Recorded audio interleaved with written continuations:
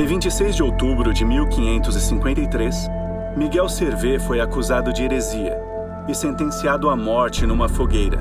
No dia seguinte, ele foi amarrado a um poste, na cidade de Genebra. Em volta dos seus pés foram colocadas pilhas de lenha, prontas para queimar. Qual seu crime?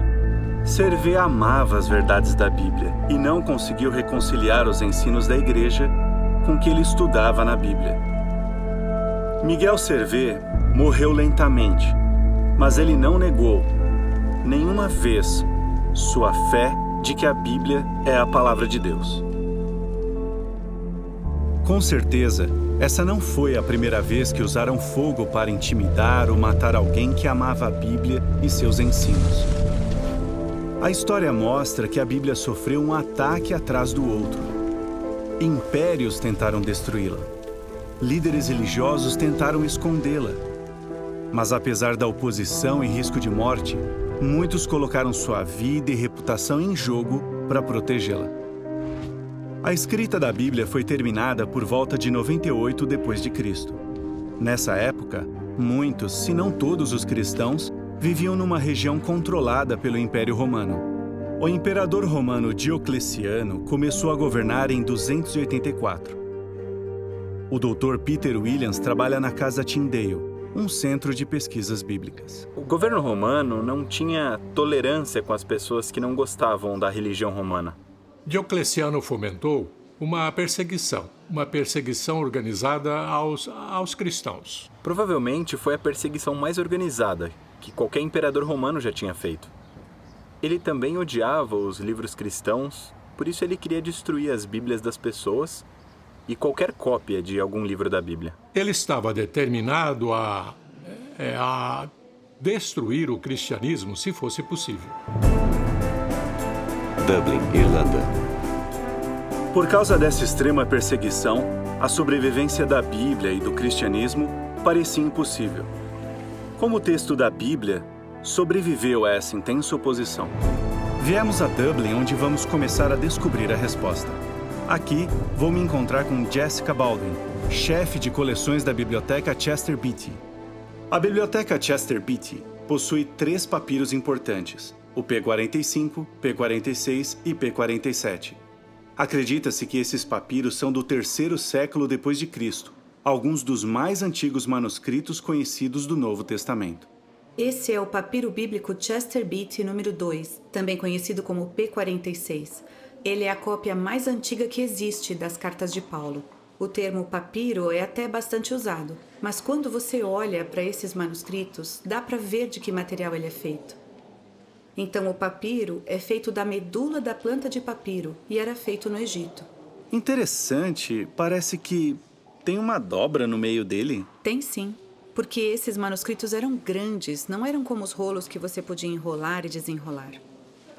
Para um erudito, para a comunidade naquela época, era muito prático ter esse texto no formato de um códice, porque assim eles conseguiam abrir o texto numa página específica, e esse texto poderia ser facilmente lido, explicado e entendido. O professor Magin me mostrou esses manuscritos em mais detalhes. Esses são textos de altíssima qualidade. Eles têm todos os 4 evangelhos e Atos. Todas as letras foram escritas perfeitamente.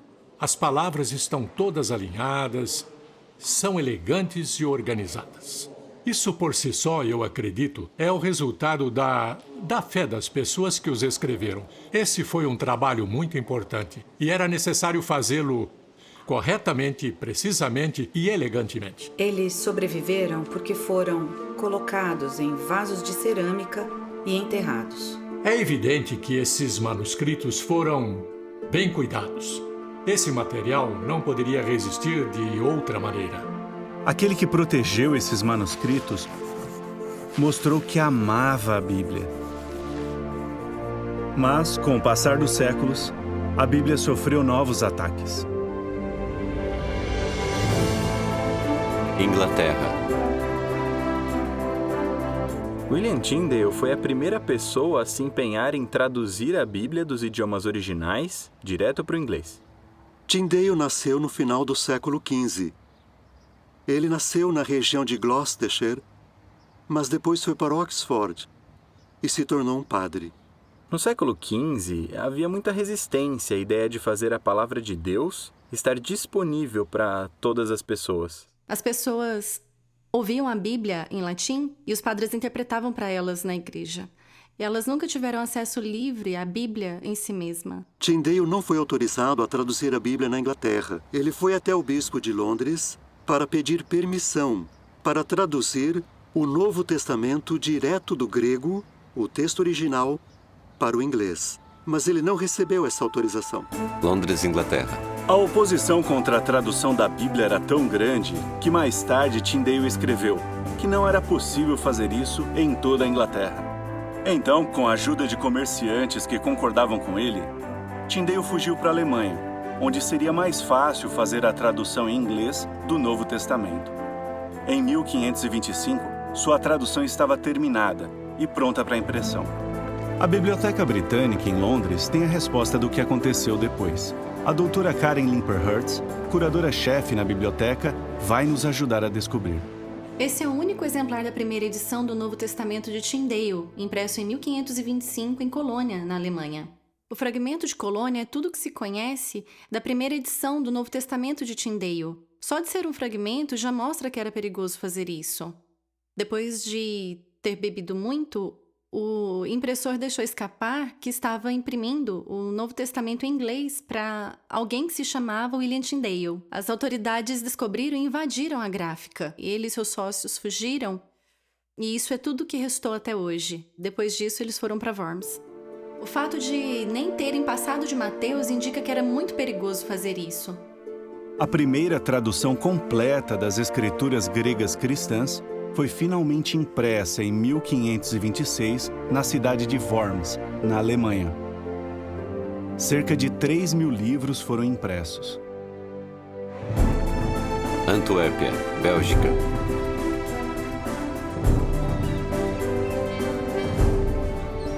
Ao deixar a Alemanha, Tyndale foi para Antuérpia.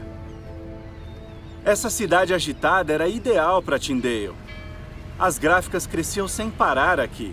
Um movimentado porto tornava fácil fazer os livros chegarem até a Inglaterra.